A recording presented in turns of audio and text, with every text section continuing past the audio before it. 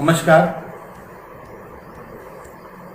मैं commander Ashok Raut EPS 95 के pension धारकों के हित में जो राष्ट्र भर में कार्यरत है, वो जो समिति है नेशनल एजुकेशन कमेटी या राष्ट्रीय संघर्ष समिति, उसका मैं राष्ट्रीय अध्यक्ष हूँ और आपसे कुछ बातें करना चाहता हूँ। आप सब जानते हैं 16 नवंबर 1995 से EPS 95 स्कीम जारी है।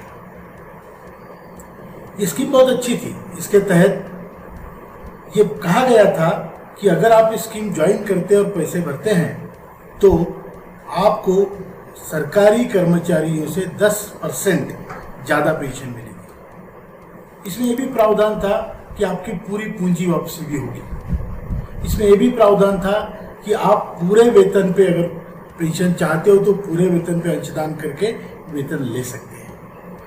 इसमें सारे बहुत कुछ प्रावधान थे, लेकिन ये धीरे धीरे ये प्रावधान इन्होंने खत्म करते गए। EPFO जैसे 2008 में इन्होंने ROC जो रिटर्न ऑफ कैपिटल पूंजी वापसी का मुद्दा ही वहां से हटा दिया, तो अभी आपके पैसे वापस नहीं मिलेंगे। तो ये जो प्रावधान धीरे धीरे इन्होंने खत्म करके स्कीम को लंबा बनाया। इसमें पहले 12 महीने का औसत लेकर पेंशन तय होती थी, अभी 60 महीने का औसत ले रहे, तो उसमें और पेंशन कम हो गई। तो इस प्रकार ये जो अन्याय हुए, इसके खिलाफ कई संगठनों ने आवाज उठाई। हम उनके प्रति कृतज्ञ हैं, आभारी हैं। लेकिन हुआ ये शायद कि विभिन्न विचारधाराओं की होने की वजह से ये संगठनें इकट्ठा नहीं हो पाई और देश भर में देशव्यापी समर्थन नहीं जुटा पाई। तो इसलिए ये जरूरी हुआ कि कुछ ऐसी संगठन बनाई जाए जिससे कि पूरा देश एक तो पॉलिटिकल ना हो, सिर्फ कामगारों का काम करे, सिर्फ पेंशन धारकों का काम करे और पूरे देश से समर्थन जुटा के इस लड़ाई को लड़े एज ए सामाजिक लड़ाई के तौर पे। तो इसीलिए है NSC का जन्म हुआ। तो नेशनल एजुकेशन कमेटी आप सभी श्रद्धेय भाई बहनों की वजह से ये कमेटी बनी और आज आपकी कृपा से, आपके सहयोग से 27 राज्यों में एक कमेटी है। जम्मू कश्मीर से लेकर अंडमान निकोबार, त्रिपुरा, आसाम, गुजरात, हर जगह 27 राज्यों में एक कमेटी कार्यरत है और जिला स्तर, तालुका स्तर से लेकर ये कमेटियां बनी हैं। इस कमेटी ने आपके सहयोग से काफी आंदोलन किए, ग्राम स्तर पे, तहसील स्तर पे, जिला स्तर पे, राज्य स्तर पे और यहाँ तक कि दिल्ली में कई बार आंदोलन किए। Ramlila ground, Jantar Mantar, PMO office, India Gate, आप जहां चाहे। इतने बड़े आंदोलन करने के बाद फिर आप लोगों ने भी अपने अपने सांसदों से आप मिले, कई सांसदों ने हमारे प्रश्न वहां पर उठाए संसद में, लेकिन कुछ नहीं हो पाया। अब NSC की तरफ से हम कम से कम 18 बार श्रम मंत्री जी से मिले और 5 बार तो ऐसा हुआ कि ऐसे लगा अभी होने वाला है, लेकिन कुछ ना कुछ व्यवधान, कुछ ना कुछ उसमें अड़चने आती गई और ये नहीं हो पाया। आज माहौल यह है कि बहुत सारे लोग बहुत तरीके से अपने अपने क्षेत्र में इसको पुश करने का आप सब कोशिश कर रहे हैं। हमारे जो राज्याध्यक्ष है, हमारे जो समन्वयक है, मुख्य समन्वयक है, वो सारे बिल्कुल अपना नाम तक आगे नहीं लाकर इसका काम में लगे हैं। वो बिल्कुल नेमलेसली बट नॉट एमलेसली अपने ध्येय के प्रति बिल्कुल प्रतिबद्ध है और उसकी वजह से ये संगठन बहुत मजबूत है। हमारे मथुरा टीम के पुरुषार्थ से 4 मार्च 2020 को हम आदरणीय मथुरा की जो सांसद महोदया है, आदरणीय हेमा मालिनी जी, उनके माध्यम से, उनकी अगुवाई में हम हमारे आदरणीय प्रधानमंत्री नरेंद्र जी मोदी से मिले और उन्हें हमने उनको अपना पूरा प्रश्न समझाया। उन्होंने बड़ा ध्यानपूर्वक सुना और आदेश दिए कि ये काम तुरंत होना चाहिए। उसी दिन PMO के राज्य मंत्री ने, जो आदरणीय जितेंद्र सिंह जी ने, सचिवों की बैठक बुलाकर उनको ये निर्देश दिए और ये काम आगे बढ़ा। अब इस घटना को 5 महीने हो गए। बीच में 2 जुलाई में हेमा मालिनी जी ने मोदी जी को, आदरणीय मोदी जी को रिमाइंडर भी भेजा और उसके ऊपर अभी जो कुछ कार्यवाही या चर्चा चल रही है, लेकिन हम स्वस्थ नहीं बैठे हैं और हमारा काम जल्दी होगा। क्योंकि देखिए, देश के इतने बड़े नेता ने, प्रधानमंत्री जी ने हमें बुला के आश्वासित किया है और ये बोला है कि ये काम तुरंत करेंगे। मेरा पूरा विश्वास है कि इतना बड़ा नेता जब बोलते हैं तो कुछ सोच के बोलते हैं, तो इसमें हमारा काम जरूर होगा, इसमें मुझे कोई दो राय नहीं, कोई शक नहीं।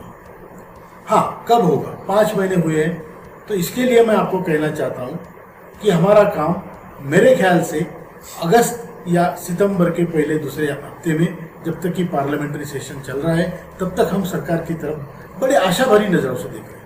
पूरे 65 लाख बुजुर्ग परिवार प्रधानमंत्री जी की तरफ याचना भरी, आशा भरी निगाहों से देख रहे हैं। हमारी 2 मांगे हैं। मैं तो ये कहता हूँ, जो भी सरकारी लोग इसको सुन रहे हैं या जो मैटर करते हैं, ऐसे लोग अगर इसको सुन रहे हैं तो उनके लिए मैं जरूर बताना चाहूँगा कि हमारी जो 2 मांगे ऐसी है कि जो एक दूसरे को पैरेलल चलती है। एक है मिनिमम पेंशन, मतलब 7,500 और महंगाई भत्ता का जो मामला है, और दूसरी है हायर पेंशन। कुछ लोग कोर्ट में जो गए, जो हायर पेंशन का मामला, मतलब वो जो प्रावधान निकाला तो हजारों लोग कोर्ट में चले गए, इतने छोटी आमदनी वाले लोग कोर्ट में चले गए उसमें। तो फिर वो जो कोर्ट का निर्णय है जो लगा हुआ है कि इनको पूरे वेतन पे इनके पेमेंट ले लो, अंशदान लो और पूरे वेतन पे इनको पेंशन दो, ये हुआ है, मतलब ये निर्देश हुआ है, लेकिन इस पे अड़चने डाली है ईपीएफ। अगर ये दोनों मांगे एक साथ अगर पूरी हो जाए तो मैं किसी को भी आश्वासित करने के लिए तैयार हूं कि मैक्सिमम लोग मिनिमम पेंशन की तरफ जाएंगे, जो 7,500 और महंगाई भत्ता है, क्योंकि हायर पेंशन में कोर्ट के निर्णय में महंगाई भत्ता नहीं है और ये पूरा प्रॉब्लम ही सॉल्व हो जाएगा। अब ये चाहे मंत्री जी या जो भी रिस्पॉन्सिबल लोग इसको सुन रहे हैं, उनके लिए मैं ये कहना चाहता हूं। दूसरी बात, हम लोगों ने अब तक आपने जो भी कोशिशें हर जगह की है वो करते रहिए, आप पीछे नहीं हटिए।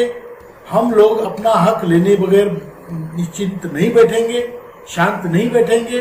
हम हमारी स्थिति उस याचक जैसी है जो दरवाजे पे कटोरा लेके खड़ा है, लेकिन हम भिखारी नहीं है। हम वो याचक है जो श्राप भी दे सकता है और वरदान भी दे सकता है। हमें सम्मानित तरीके से हमारी मांग पूरी होनी चाहिए और इसके लिए हम कार्यरत रहेंगे। हमारी श्रद्धा 65 लाख परिवारों के प्रति हमारी श्रद्धा है, हमारी निष्ठा है। हम किसी पॉलिटिकल पार्टी के नहीं हैं, लेकिन उसके लिए हमें सबको फिर से एक बार सितंबर के एंड में हम संगठित होंगे।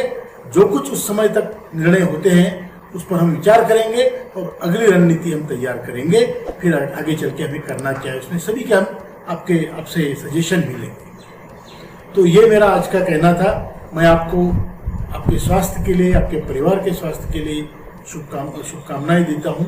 और ये इतना जरूरी मुद्दा इसलिए है कि हमारे लोग रोज मर रहे हैं। आज वृद्ध लोग हैं, हमारी एक दिन ऐसा जाता नहीं जिस दिन की सुबह श्रद्धांजलि से शुरुआत ना हो। और इसलिए मैं ये मुद्दा हम प्रधानमंत्री जी को मैं निवेदन करता हूं, जाहिर निवेदन करता हूं कि ये जल्दी से जल्दी इस मुद्दे का हल निकलना चाहिए, नहीं तो एक दिन सारी जनता खत्म हो जाएगी और फिर उसके बाद इसका कोई अर्थ भी नहीं बचेगा। इसलिए मैं बहुत आदरपूर्वक प्रधानमंत्री जी को ये कहना चाहता हूँ कि सर, आपने बहुत अच्छा निर्णय लिया है, लेकिन उस निर्णय पे अमल भी इतनी जल्दी होना चाहिए। इतना ही मैं कहना चाहूँगा। आप सभी लोगों को, आपके परिवारों को स्वास्थ्य और ईश्वर करे आपकी मांगे हमारी पूरी हो जल्दी से जल्दी। ईश्वर करे हमारे प्रधानमंत्री जी हमारी तरफ कृपा दृष्टि करें और जल्दी से जल्दी हमारी मांगे पूरी हो। इतना ही कहता हूँ। जय हिंद, जय भारत, ज्येष्ठ भारत, श्रेष्ठ भारत। धन्यवाद।